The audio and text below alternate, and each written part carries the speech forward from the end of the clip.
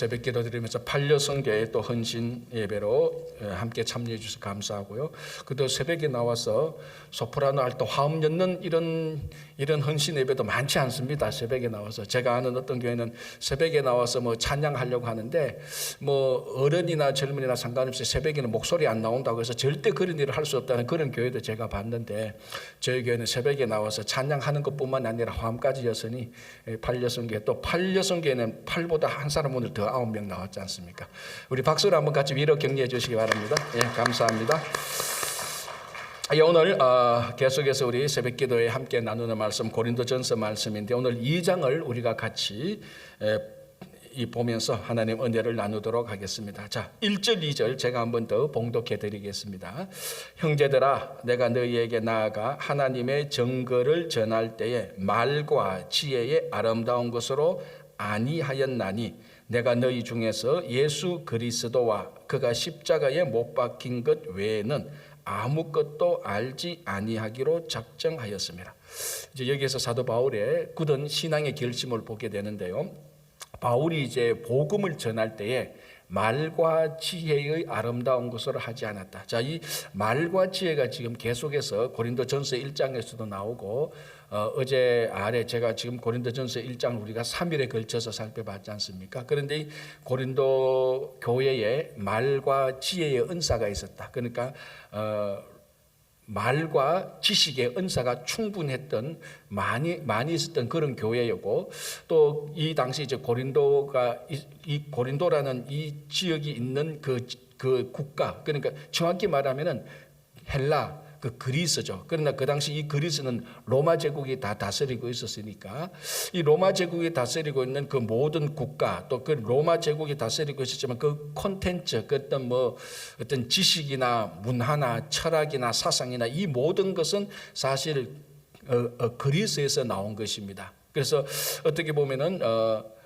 이 로마 제국은 크게 실용적인 것과 이론적인 것, 뭐 이렇게 말할 수 있죠. 실론적인 것은 다 우리가 말하는 그 로마 제국이 있었고, 이론적인 것, 그러니까 어떤 쉽게 말하면 내면적인 거라고도 우리가 볼 수 있습니다. 뭐 생각이나 사상이나 철학이나 말하는 이 모든 것은 헬라에서 나온 겁니다. 여기서 가장 중요한 게 바로 말과 지혜입니다. 그래서 어제도 말씀드린 것처럼 이 헬라의 모든 중심은 철학에서 시작되고, 논리학, 수사학, 이 모든 것이 말과 지혜와 연관된 겁니다. 그래서 바울의 편지들을 보면은 이 말이나 지혜나 여기에 가는 내용들이 수시로 계속해서 나옵니다. 특별히 고린도 교회에 굉장히 지금 1장, 2장에서 굉장히 중요하게 이야기 되는데, 사도 바울이 복음을 전하는데 말과 지혜의 아름다움으로, 그래서 내가 말을 잘해서, 내가 똑똑해서 요거를 요렇게 잘 설명하고 저걸 저렇게 잘 보여주고, 이렇게 하면은 상대방이 복음을 잘 알아들을 것이다. 그런 방식으로 하지 않았다는 겁니다. 근데 그 당시에는 다 그런 방식으로 자기 생각이나 사상을 다른 사람들에게 다 전달을 했습니다. 그래서 이거를 배우려고 유명한 스승에게 가서 수업료도 주고, 뭐 소크라테스나 플라톤이나 이런 유명한 스승 밑에 가서 수사학도 배우고 논리도 배워서, 그래서 다른 사람을 설득하는 자기 능력을 가지고 있고, 다 이렇게 살아가는 시대가 바로 이 시대였는데, 바울은 복음을 전달하는데 나는 그렇게 하지 않았다는 겁니다. 말과 지혜의 아름다움으로 하지 않았다. 어떻게 했다? 오직 그리스도와 십자가 외에는 아무것도 알기로 작정하지 않았다. 그러니까 이 그리스도와 십자가를 복음을 전하는데, 우리 말하면 말재주로 전하는 것이 아니고 자기가 확실히 믿고 있는 십자가의 그리스도와 십자가 함께 뭉치면 십자가에 달린 그리스도를 자기 믿음과 자기 확신과 자기 경험과, 그리고 그 그리스도에 대한 하나님의 은혜로 복음을 전달했다는 것입니다. 이게 바로 오늘날 이게 복음을 전하는 방식이기도 하지만 우리 성도들이 살아가는 방식이기도 합니다. 왜 어떤 사람들 보면은 똑똑하고 잘나게 살아가는 사람들이 참 많이 있습니다. 그런데 어떤 사람은 또 그렇게보다는 좀 어리석어 보이기도 하고 좀 순해 보이기도 하고, 그렇게 살아가는 사람들이 있습니다. 그러나 겉모습이 중요한 게 아니고 그 안의 내용이 진짜로 우리가 똑똑함보다는 예수 그리스도의 십자가로 살아가는 것, 그것이 사도 바울의 삶이었고, 그 자기 속에 있는 것을 뭐 재주를 부려서 전하는 것이 아니고 그걸 그대로 드러내놓음으로 말미암아 복음을 전했다라고 말합니다. 그래서 복음을 전하는데 뭐 논리나 공부나 학문이 아니고 그리스도와 십자가 외에는 아무것도 알지 않기로 그것만 전했다. 그리고 그것만 가지고 살았다라는 것을 우리에게 얘기하고 있는 것입니다. 그래서 예수 그리스도와 십자가 외에는 아무것도 알기로 작정 안 했다. 자, 그런데 이걸 또 오해하면 안 됩니다. 나는 그러면 아무것도 나는 관심 없어. 나는 이 세상이 어떻게 돌아가는지, 옆에 사람이 어떻게 하든지, 나는 이 세상의 문화가 어떻든지 나 그거 관심 없어. 그런 거하고는 다른 겁니다. 내가 그리스도와 십자가 외에는 아무것도 알지 않기로 작정했다는 것은 이 세상을 등져라. 그래서 그리스도와 십자가만 알면 되니까 세상을 떠나라. 그런 말이 아니고 세상 안에 있으면서도 다른 것에 대해서 내가 마음을 다른 것들이 내 마음을 확 끌어가는 것이 아니고 내 마음은 그리스도와 십자가 외에는 내 마음을 끌지 않지만은 세상이 어떻게 돌아가는가를 알고 이 세상을 즐기기 위한 것이 아니고 이 세상의 복음을 전하기 위해서 이 세상을 분리되어서는 안 되지만 이 세상과 구별되지만은 분리되어서는 안 되는 그런 바울의 삶을 말하고 있는 것입니다. 자, 3절 보겠습니다. 이렇게 되어 있습니다. 내가 너희 가운데, 이 말은 뭔가 고린도에 있을 때에 이 말이죠. 내가 너희 가운데 거할 때에 약하고 두려워하고 시비 떨었다. 자, 이게 사실 왜 바울이 고린도에서 이렇게 엄청난 두려움에 빠졌는가를 정확한 이유는 알지 못합니다. 어쨌든 바울은 고린도에 있을 때 바울이 이 고린도에서 18개월 정도 있었지 않습니까? 1년 6개월 정도 있을 때 바울이 고백하기를 사실은 내가 너희 가운데 있을 때 굉장히 약하고 굉장히 약했고 두려웠고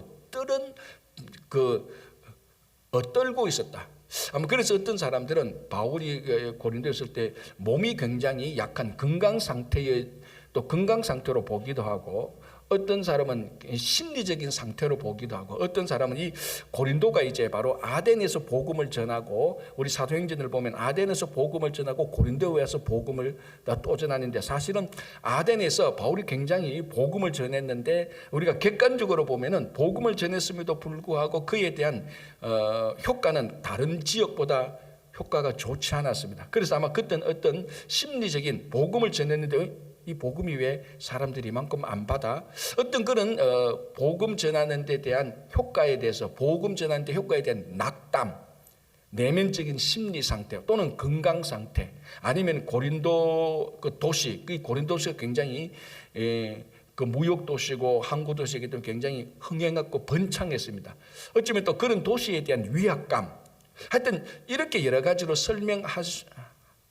하고는 있지만 어쩌면 이 모든 것들이 다 겹쳤을 수도 있을 겁니다. 그래서 바울은 고린도에 있을 때 굉장히 떨었고 약하고 두려웠다라고 말합니다. 자, 여러분 우리가 여행을 가다 보면은 또는 다른 낯선 곳에 가다 보면은 굉장히 어색할 때가 있습니다. 특별히 언어가 다른 지역에 갔을 때, 그 언어가 다른 지역에 갔을 때. 일단 말이 안 통하니까 뭘 해야 될지 모르는데 마침 뛰는데 그 사회가 또 마침 또 불안하거나 이런 일이 있을 때에 또 그 사회가 어떻게 돌아가는지 그 사회의 어떤 시스템을 모를 때에 우리들은 어떤 한 사람이라도 와서 자기를 친절하게 잘 안내하면은 본능적으로 그 사람을 의지하게 됩니다. 그렇잖아요. 그런 경험들 다 있잖아요. 여행 가면은 막 일이 안 되고 여권도 잃어버리고 막 그 지갑도 빼앗기고 막 이런데 아주 친절한 사람이 와서 잘 도와주면은 이 사람이 나의 마치 구세주가 된 것처럼 그 사람을 전적으로 의지하게 되면서 마음이 편안해지는 것들 우리가 참 많이 봅니다. 자, 제가 무슨 말을 하려고 하는가 하면 바울이 고린도에 있을 때 굉장히 염려되고 두려워 떨었습니다. 자, 이럴 때면은 사람의 본능이 자기에게 잘해주는 자기에게 친절하게 해주는 사람에게 의지하고 싶은 마음이 확 생깁니다. 자, 그런데 바울이 한번 보시기 바랍니다.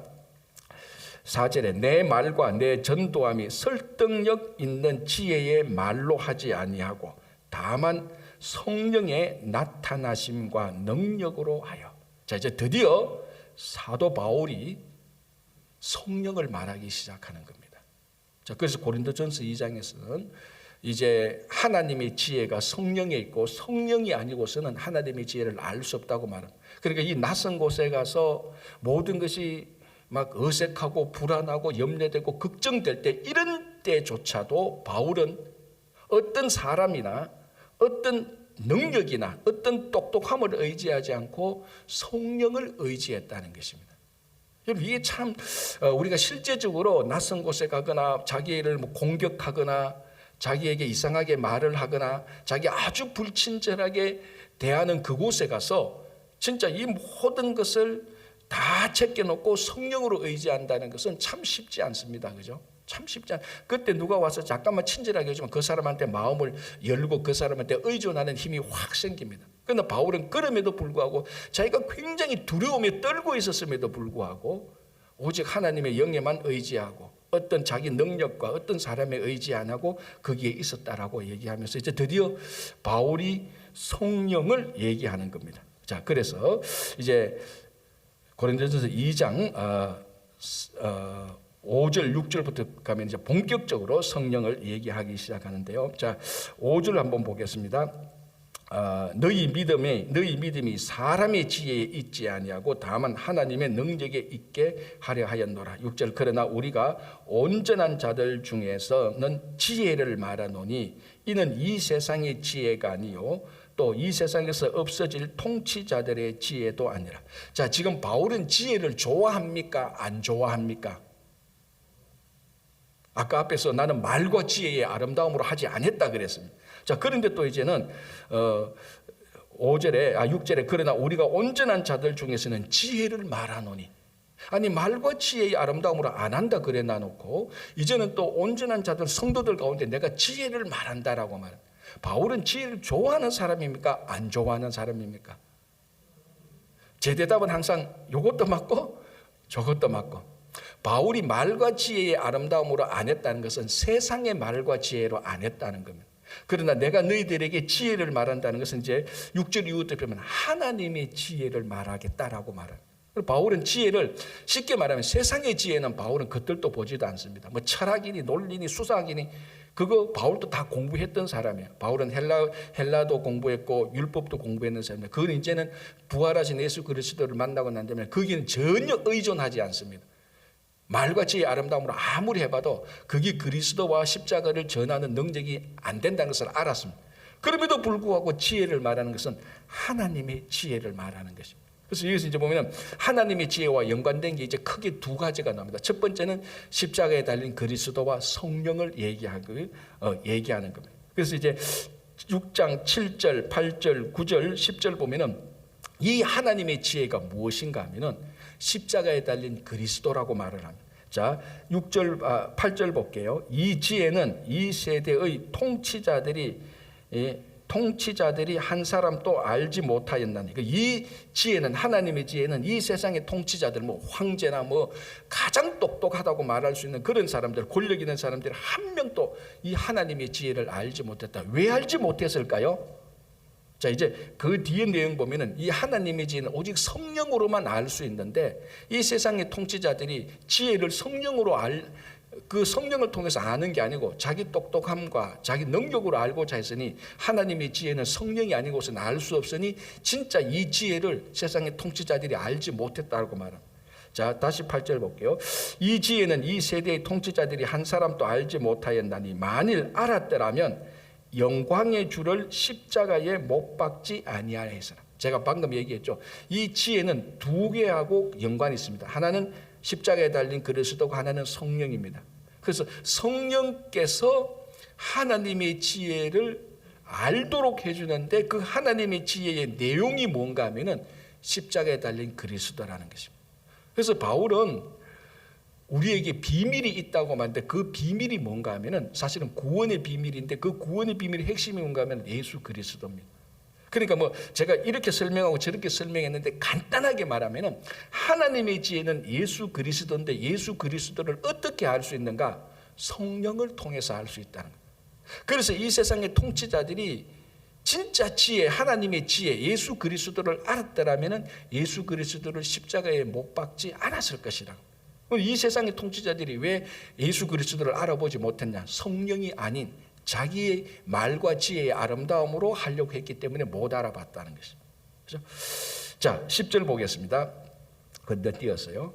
오직 하나님의 성령으로 이것을 우리에게 보이셨으니. 자, 바울이 이제 직접적으로 말합니다. 오직 하나님의 성령, 이것 하나님의 지혜를, 오직 하나님이 성령으로 하나님의 지혜를 우리에게 보이셨다. 자, 여기서 보이셨다는 말의 뜻은 계시해 줬다는 겁니다. 계시는 이렇게 덮어놓았던 것을, 커버를 이렇게 덜 추워서 그 안에 감춘 것을 보도록 하는 겁니다. 그래서 아무리 똑똑해도요, 커버가 덮쳐 있으면 그 안의 내용이 무엇인지 아무리 똑똑해도 알 수가 없습니다. 그러나 좀 멍청한 사람이라 할지라도 커버를, 그 덮어놓은 이 덮개를 펼쳐놓으면 이 덮개를 그 빼놓으면 그 안에 무슨 내용인지 알 수가 있는 겁니다. 계시라는 게 뭐냐면은 덮개를 치우는 겁니다. 그래서 그 안에 내용이 무엇인가를 보도록 하는 겁니다. 자, 여기에는 사람의 똑똑함과 사람의 멍청함이 필요합니까? 아니죠. 덮개를 빼는데 그 안에 보는 것은 IQ가 200인 사람도 보는 거고 IQ가 100인 사람도 다 보는 겁니다. 그래서 이 하나님의 지혜를 성령께서 계시해 줬다.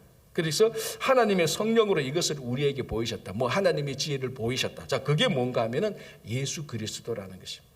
그래서 여러분들이 예수 그리스도를 알고 믿는 것은 내게 믿음이 생겼구나, 이런 말도 맞지만은 성령께서 여러분들의 마음에 작동하셔서 이 세상에 어떤 것들이 예수 그리스도를 덮고 있는 것을 그것을 다 이 덮개를 빼주었기 때문에 우리가 예수 그리스도를 알고 있는 겁니다.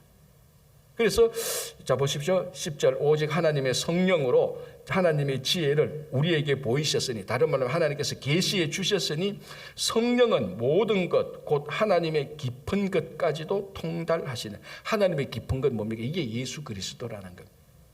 그러니까 우리에게는 구원의 비밀이 있다. 그게 뭔가? 예수 그리스도다. 자, 구원의 비밀이 예수 그리스도라는 것을 알고 믿는 모든 사람들은 성령께서 역사하셨기 때문에 그렇다는 겁니다. 그렇지 않다면 아무리 똑똑해도 그걸 알고 그걸 믿음으로 받아들일 수가 없는 것입니다. 그래서 우리에게 성령께서 역사하셨다는 것은 내 마음이 막 뜨거워지고 내게 막 이상한 어떤 생리적인 일이 일어나고 내 환경이 막 바뀌고, 물론 성령께서 역사하실 때 그런 일도 있습니다. 그러나 성령께서 역사하실 때 내가 전혀 인식하지 못하는 상태에서도 성령께서 역사하시는. 그렇죠?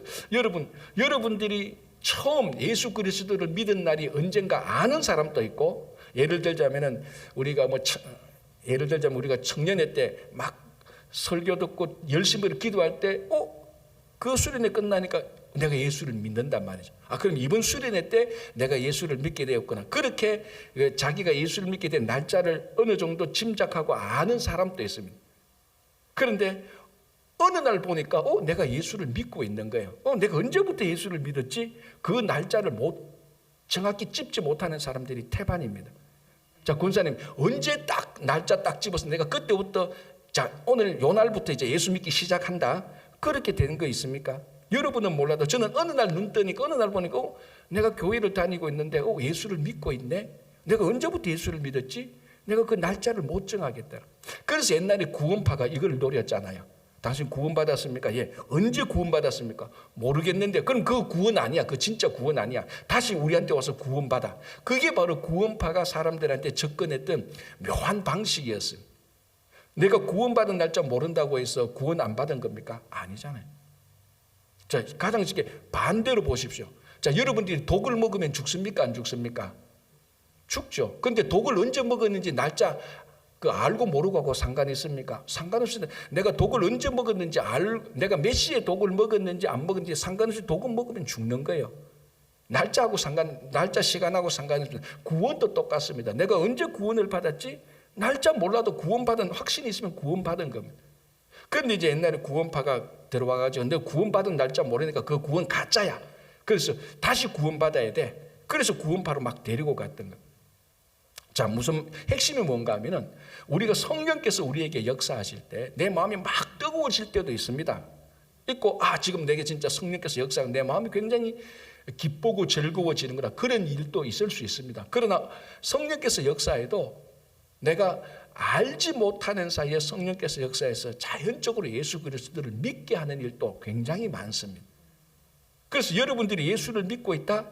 그럼 여러분들은 성령께서 여러분들께서 역사하셔서 예수를 믿고 있는 겁니다. 자, 오늘 바울이 말하지 않습니까? 하나님이 성령으로 이것을 우리에게 보이셨다. 하나님이 성령으로 지혜를, 하나님의 지혜, 예수 그리스도를 우리에게 보이셨다. 그러니까 여러분들이 예수 그리스도, 자, 여기서 본다는 말은 눈으로 본다는 그런 말을 훨씬 더 뛰어넘어서 그 지혜를 우리가 믿고 받아들이고 그런 의미입니다. 여러분들이 예수 그리스도를 믿는다는 사실 자체가 성령을 받은 것입니다. 성령이 아니고서는 예수를 믿을 수 없습니다. 이게 굉장히 중요한 겁니다. 왜 우리가 성도들과 얘기를 해보면은 예수는 믿는데 성령은 받았습니까? 라면은 거기는 자꾸 머뭇거려요. 왜? 성령을 받으면 능력도 나타나야 되고, 성령을 받으면 막 병도 고쳐야 되고, 성령을 받으면 내 마음이 매일 뜨거워야 되는데, 내가 뭐 사람도 고치지 않고 매일 뜨겁지도 않고, 그래서 성령 받았습니까? 라고 물으면은 머뭇거리는 사람들이 되게 많습니다. 예수는 믿습니까, 여러분? 예수 안 믿는 사람이 이 새벽에 멀쩡하게 이어 나오는 그것도 이상하죠, 그죠? 예수 다 믿는다고요. 여러분, 예수 다 믿는다고 성령 다 받은 겁니다. 그래서 성령께서 우리를 예수를 믿게 해주신 거죠. 그런데 세상에 아무리 똑똑한 IQ가 200 넘는 사람이라 할지라도 성령께서 역사하지 않으면은 예수를 그리스도로 믿지를 못하는 겁니다. 그걸 지금 바울이 얘기를 하고 있는, 계속해서. 자, 그래서 성령은 하나님의 깊은 것까지도 알게 한다. 자, 이 깊은 것의 핵심은 예수 그리스도입니다. 그래서 이 앞에서 보면은 하나님께서 이 예수 그리스도를 우리를 위해서 작정해 놓으셨고 감추어 놨다가 다 우리를 위해서 예비해 놨다가 이제 성령으로 우리들에게 보여주는 것이다 라고 이렇게 얘기를 하는 겁니다. 자, 이제부터 성령께서 우리에게 하시는 일을 본격적으로 사도 바울이 증거하는데, 자, 11절 보겠습니다. 사람의 일을 사람의 속에 있는 영 외에는 누가 알리요? 자, 사람의 일은 사람의 영이 압니다. 인간적인 것은 인간적으로 생각하면 다 알게 되는 거예요. 자, 요게 핵심이 아니고 그 다음에 이게 핵심입니다. 이와 같이 하나님의 일도 하나님의 영 외에는 아무것도 알지 못한다. 자, 여러분들이 하나님의 일을 알고 싶죠. 우리가 하나님의 일을 알고 싶기 때문에 이 새벽에 나온 겁니다. 세상의 일을 알려고 우리가 이 새벽에 나온 건 아니죠. 자, 하나님의 일을 알려고 하면은 무엇으로 알 수 있다고 말합니까? 하나님의 일도 하나님의 영 외에는 아무도 알지 못한다. 그러니까 하나님의 일, 이것은 하나님의 영으로 알 수 있다는 것입니다. 인간의 영으로 아는 게 아니고, 인간의 똑똑함으로 아는 게 아니고, 인간이 잘 가르쳐서 아는 게 아니고, 하나님의 일은 하나님의 영, 성령으로 알 수 있다. 자, 그러니까 이게 어떤 일을 아는데 그 일이 그 영역에 있어야 하는 겁니다. 무슨 말인가 하면은, 자, 여러분, 사랑을 여러분들이 다 알잖아요. 사랑을 경험했잖아요. 근데 이 사랑을 알려고 하면은 수학적으로 사랑을 알 수 있습니까? 모르잖아요. 수학적으로 사랑을 어떻게 알 수 있습니까? 논리적으로, 이성적으로 사랑을 알 수 있습니까? 사랑이 이성적으로 되는 게 아니죠. 나는 이 사람이 요렇게 했기 때문에 좋다. 물론 그거는 사랑하고 난 다음에 그렇게 말할 수 있지만 논리적으로, 이성적으로 사랑이 진행되지는 않습니다. 사랑을 알기 위해서는 사랑이 있는 그 영역 속에서 사랑을 봐야 됩니다. 예를 들어 우리 감정, 사랑은 감정이지 않습니까? 감정 없는 사랑은 사랑이 아니죠. 그런데 수학적인 영역에서 수학은 감정이 필요 없습니다. 수학적은 논리적으로, 이성적으로 계산을 해야 되니까. 그러니까 논리적으로 계산을 하는 그 영역에서 사랑을 보려고 하면 사랑을 알 수가 없습니다. 우리의 감정, 이런 것으로 사랑을 봐야 사랑을 알 수가 있는 거죠. 무슨 말인가 하면 하나님의 일은 하나님의 영으로만 알 수가 있는 겁니다. 다른 거는 알 수가 없어요. 바울이 지금 그걸 그래서 바울이 부활하신 예수 그리스도를 만나기 전까지는 예수 그리스도, 하나님의 가장 깊은 것 예수 그리스도를 알지 못했습니다. 왜? 성령이 없었기 때문에. 바울이 율법을 얼마나 공부를 많이 했습니까? 바울이 헬라 문학을, 철학을 얼마나 공부를 많이 했어요. 그렇게 학문을 많이 하고 그렇게 율법조차도 많이 했어도 예수 그리스도를 알지 못했다는 거예요. 왜? 하나님의 일을 성령으로 알지 않고 율법으로 알려고 하고 자기 똑똑함으로 알려고 했기 때문에 그런 거예요.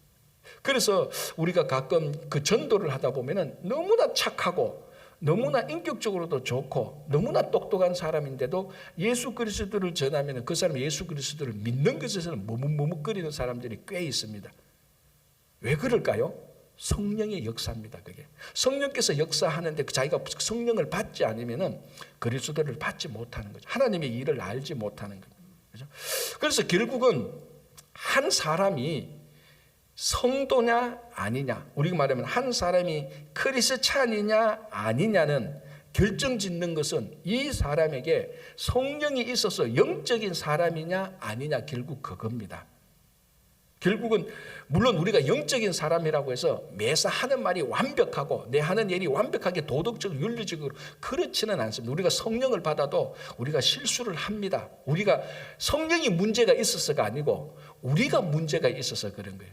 성령은 아무런 문제 없어요. 성령은 완벽합니다. 그러나 성령을 받은 우리지만은 그래도 우리가 연약하여서 우리가 넘어지고 깨어지고도 합니다. 내가 뭐 실수했다고 해서 넘어졌다고 해서 내가 성령 받은 사람이 아니다. 절대로 아닙니다. 너무 성령을 받아도 성령은 완전하지만 성령 받은 사람은 그래도 실수하고 넘어집니다. 그럼 성령 받은 사람은 뭘 아느냐? 하나님의 일을 아는 겁니다. 그게 예수 그리스도를 아는 것이죠. 그래서 한 사람이 크리스찬이냐 아니냐, 성도냐 아니냐의 절대적인 기준은 이 사람이 착하냐 못됐냐 그게 아닙니다. 이 사람이 도덕적으로 성숙하냐 도덕적으로 성숙하지 못하냐, 이 사람은 착하고 윤리적으로 굉장히 성숙하기 때문에 크리스찬이야, 이 사람은 성질이 좀 나쁘고 성질이 더러워 하는 일도 좀 나빠, 크리스찬이 아니야. 그게 결정하는 기준이 아니라니까. 그 결정하는 기준은 하나님의 영으로 하나님의 일을 아느냐, 우리말로 하면은 영적인 사람이냐 아니냐, 이게 사실은 기준입니다. 자, 그러면은 그럼 목사님, 제가 아는 어떤 성도는요, 자기는 우리가 볼 때는 자기는 분명히 영적인 인간이라고 하고 예수를 믿는 거 보니까 영적인 사람은 맞는데 왜 그래 하는 일은 방탕합니까? 그러니까 우리가 뭐냐면은 영적인 사람이 비도덕적으로 살아갈 때 세상 사람들은 혼란을 느낍니다. 우리도 혼란을 느끼고. 자, 그게 이제 마지막에 16절에 가는데 먼저 약간만 제가 언급하게 16절 한번 보시기 바랍니다. 누가 주의 마음을 알아서 주를 가르치겠느냐? 그러나 우리가 그리스도의 마음을 가졌다. 자, 성령을 받은 사람은 계속해서 그리스도의 마음을 우리가 받기 시작하는 겁니다. 이런 과정 중에 있는 겁니다. 우리가 온전히 그리스도의 마음을 완벽하게 다 가지면 얼마나 좋겠습니까? 자, 예를 들어서 내가 존경하는 스승이 있다. 그 스승을 나는 이 스승처럼 되겠다. 그래서 평생 살아가면서 그 스승을 닮아갑니다. 닮아가는 것하고 그 사람하고 똑같이 닮은 것하고는 다르죠. 하나는 과정이고 하나는 결과입니다.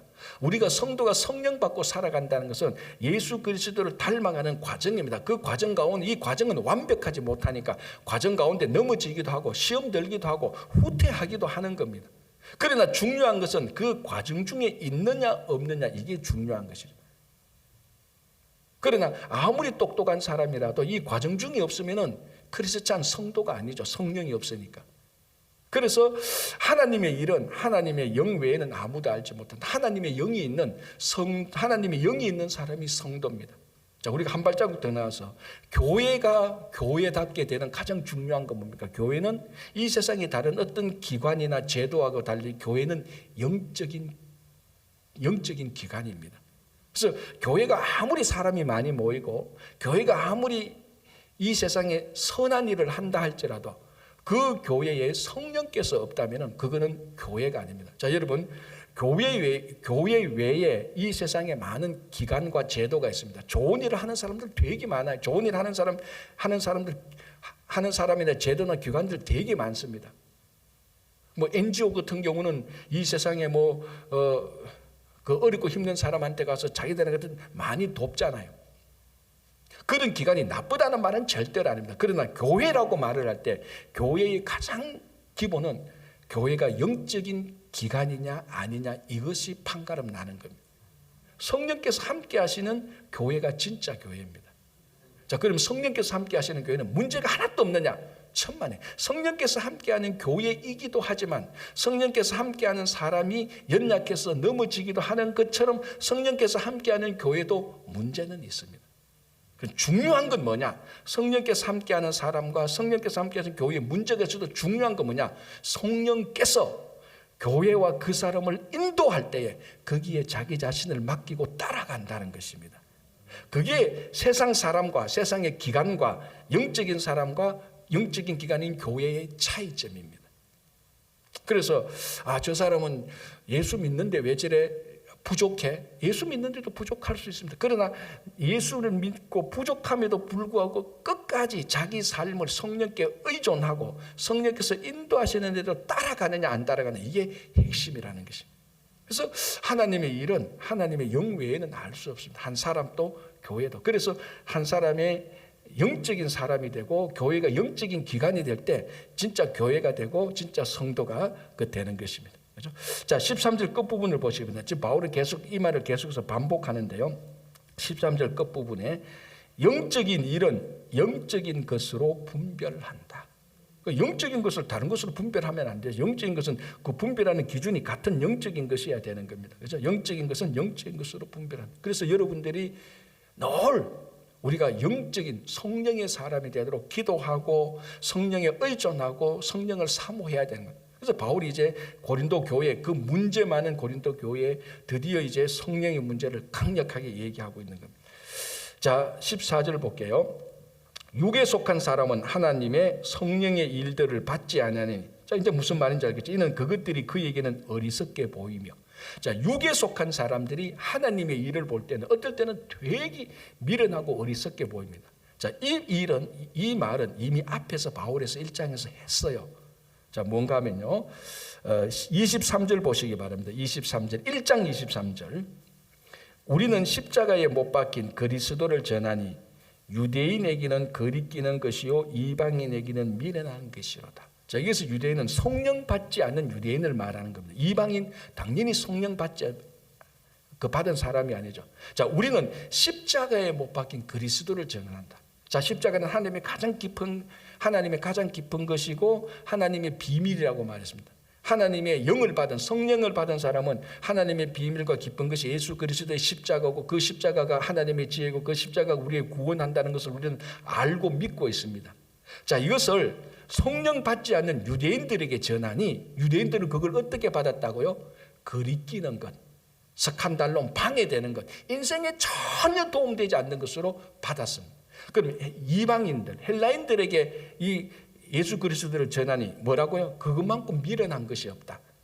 그러니까 성령 받지 않는 유대인이나 성령 받지 않는 이방인들은 예수 그리스도 하나님의 일 이것을 전하니 전부 다 거리끼는 것이요 뭡니까? 미련한 것으로 받았다는 것. 그게 뭡니까? 자, 다시 14절 육에 속한 사람은, 자, 앞에 말하면 성령이 없는 유대인과 헬라인들 말하죠. 그 사람들은 하나님의 성령의 일들을 받지 아니하니 이는 그것들이 그에게는 어리석게 보인다. 거리끼게 보이고 미련하게 보이고. 자, 여러분들이 아직까지도 십자가를 보면서 저 십자가는 왜 저래 전혀 내가 살아갈 때 도움이 안 돼. 나 십자가로는 살기 싫어. 그렇게 혹시나 여러분들이 생각한다면 새벽에 오신 분들이 그런 생각하시는 분은 없겠죠. 어쨌든 그런 생각이 들 때는 그거는 성령의 일이 아니고 육신의 일이라는 것을 100% 그거는 판단이 되는 겁니다. 그래서 그래서 성령으로 하지 않고는 육에 속한 사람은 하나님의 일을 다 어리석게 보는 겁니다. 그렇죠? 자, 다시 한번 볼게요. 육에 속한 사람은 하나님의 성령의 일들을 받지 아니하는 이는 그것들이 그에게는 어리석게 보이며 또 그는 그것들을 알 수도 없나니 그러한 일은 영적으로 분별되기 때문이다. 계속해서 같은 말을 하죠.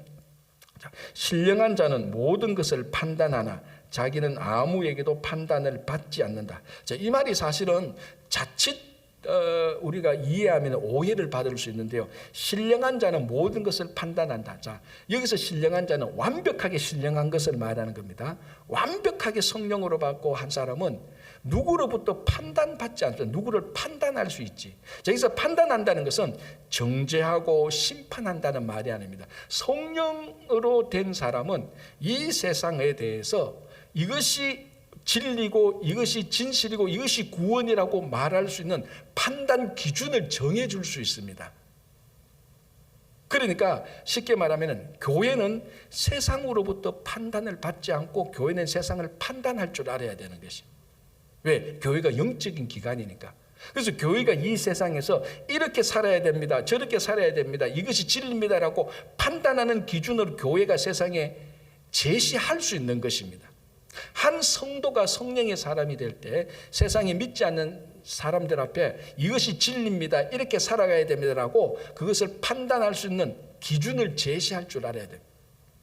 그런데 이제 불행하게도 최근 얼마 동안에 교회가 세상으로부터 비난을 받게 되는 거죠. 이건 세상이 교회를 판단하게 되어버린 거예요. 세상이 교회한테 교회가 이러면 안 돼, 교회가 이렇게 해야 돼요. 오히려 교회가, 영적인 기관인 교회가 세상으로부터 판단을 받아버리는 그런 불행한 일들이 계속해서 지금 일어나고 있는 거예요. 그래서 빨리 이것을 우리가 회복해야 된다. 교회가 세상에 대해서 세상이 이러면 안 돼, 이것이 진리야, 이것이 구원이야, 그렇게 판단하는 기준을 제시해야 됩니다. 어떻게? 신령한 자, 그러니까 하나님의 영이 있는 교회, 하나님의 영이 있는 사람. 그래서 신령한 자는 모든 것을 판단하지, 이 세상과 신령한 성령의 사람과 성령이 있는 교회는 이 세상에서 진리와 구원에 대해서 기준을 제시하는 것이지 그것 때문에 판단을 받는 것은 아닙니다. 그렇죠? 자, 16절 보겠습니다. 마지막으로 누가 주의 마음을 알아서 주를 가르치겠느냐, 그러나 우리가 그리스도의 마음을 가졌다. 자, 성령을 얘기하면서 지금 바울은 그 성령을 받은 사람의 마음은 그리스도의 마음을 가졌다라고 말합니다. 이걸 우리 하나 알 수 있는 것은 성령은 역시 우리 마음에 직접적인 영향을 미친다는 것입니다.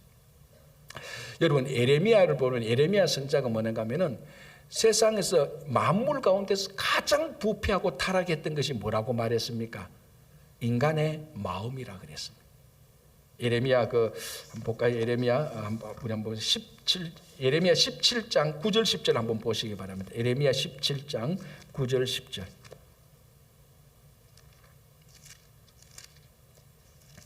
예레미야 17장 9절 10절 제가 읽어 드릴게요. 만물보다 거짓되고 심히 부패한 것은 마음이라. 자, 9절만 보겠습니다. 만물보다 거짓되고 심히 부패한 것은 마음이라. 그래서 여러분, 이 세상에 가장 부패하고 타락한 것이 무엇인 줄 압니까? 인간의 마음이에요. 그럴까? 여러분들의 마음을 생각해 보면 됩니다. 마음이 얼마나 부패했습니까? 이 죄인의 마음. 자, 그런데 이 부패한 마음을 그리스도의 마음으로 바꾸는 것이 뭡니까? 성령이라는 겁니다. 자, 많은 종교는 마음을 다스리는 것에 대해서 얘기를 하고 있습니다. 그래서 불교는 마음을 다스리려고 참선도 하고, 다른 종교는 돌을 닦고 막 그럽니다. 대부분의 종교의 핵심이 어디 있는가 하면 마음에 있습니다. 특히 불교는 더하죠. 자, 그러면은 우리가 볼 때는 사도 바울이 말하는 마음의 문제는 돌을 닦고 참선하고 수련하는 것으로 마음이 닦여집니까? 아니죠. 우리는 우리 마음을 닦는 게 목적이 아니고 우리 마음이 그리스도의 마음으로 닮아가는 게 목적입니다. 자, 그럼 성도가 어떻게 그리스도의 마음을 닮아갈까? 우리 마음이 그렇게 이 세상에서 가장 타락하고 부패한 것인데 그게 뭡니까? 성령께서 우리와 함께 하실 때 우리 마음을, 그 부패하고 타락한 것을 그리스도의 마음으로 닮아가도록 해준다는 것입니다. 그래서 성령을 받은 사람은 진짜로 그리스도의 마음을 닮아가기 때문에 진짜로 도덕적으로 양심적으로 살게 되는 것입니다. 그래서 아까 제가 그런 질문을 했죠. 어떤 사람은 저 사람은 자기는 성령 받았다고 말했는데 하는 행실은 세상 사람보다 더 비도덕적이고 비양심적인 사람입니다라고 갈등 생기는 문제에 대한 해답이 바로 이겁니다. 진짜 우리가 성령을 받았으면 우리 마음이 그리스도의 마음을 닮아가게 되는 겁니다. 그 닮아가는 과정 가운데 우리는 굉장히 세상 사람들 볼 때는 도덕적이고 윤리적이고 양심적이고 정직하게 되고 신실하게 되고 자비롭게 되는 것입니다. 그래서 어떤 한 사람이 여전히 세상보다 더 거짓말하고 여전히 세상보다 더 타락되고 여전히 더 신실하지 못할 때는 뒤집어서 역순으로 보면은 저 사람이 아직까지 성령이 자기 마음에 영향을 못 미치고 있구나라는 것은 증명이 되는 겁니다. 자, 이게 원래 순서대로 하면은 성령께서 우리와 함께 하실 때 우리 삶을 성령에게 의존하고 성령을 따라가게 될 때 우리 마음이 그리스도의 마음을 닮아가게 되고 그리스도의 마음을 닮아가는 것이 겉으로 드러나는 것은 신실하고 진실하고 정직하고 그리고 다른 사람보다 도덕적으로 훨씬 더 성숙된 삶을 살아가게 되는 것입니다. 새 사람들은 요거를 봅니다. 세상 사람들은 우리 안에 성령이 있나 없나 그거 안 보죠. 왜? 그 사람은 그걸 알지도 못해요. 그러나 세상 사람들이 뭘 보는가 하면 우리가 성령이 되어서 그리스도의 마음이 되어서 겉으로 어떤 행위가 나타난 것, 그거는 세상 사람들은 볼 수 있습니다. 안에 있는 성령은 못하고, 안에 있는 성령은 못 보고. 그러나 우리의 핵심은 겉으로 드러난 이 행실이 어디에서 시작되는가? 성령에서 시작되는가? 그래서 성령에서 그리스도의 마음으로, 그리스도의 마음에서 신실하고 정직하고 훨씬 더 도덕적이고 양심적인 사람이 되는 거예요. 다시 한번 우리가 오늘 이 고린도 전서를 보면서 사도 바울이 우리 친구 교회 성도 한 사람 한 사람, 오늘 또 헌신 예배를 드리는 8년 성교 한 사람 한 사람에게 성령께서 여러분들에게 함께 하시기를 바라고 여러분들이 성령에 의존하고 성령의 인도하심을 따라가시기 간절히 바랍니다. 기도하겠습니다. 하나님 아버지, 세상 사람들은 하나님의 일을 알지도 못하고 성령에도 관심도 없고 성령도 알지 못합니다. 주님, 그러나 우리에게 가장 중요한 것은 성령이고 성령께서 함께 하시지 않는다면 그리스도를 알 수도 없고 그리스도를 전할 수도 없고 그리스도를 믿을 수도 없고 구원도 받지 못한다는 것을 믿음으로 고백합니다. 주님, 오늘도 이 가운데, 이 새벽 기도 가운데 영상으로 함께하는 모든 분들 가운데 성령께서 역사하고 있는데 믿음으로 그 성령을 받아들이고 순종하고 우리 삶을 인간의 영이 아닌 하나님의 영에 의존하고 따라갈 수 있도록 도와주시옵소서. 예수님 이름으로 기도합니다. 아멘.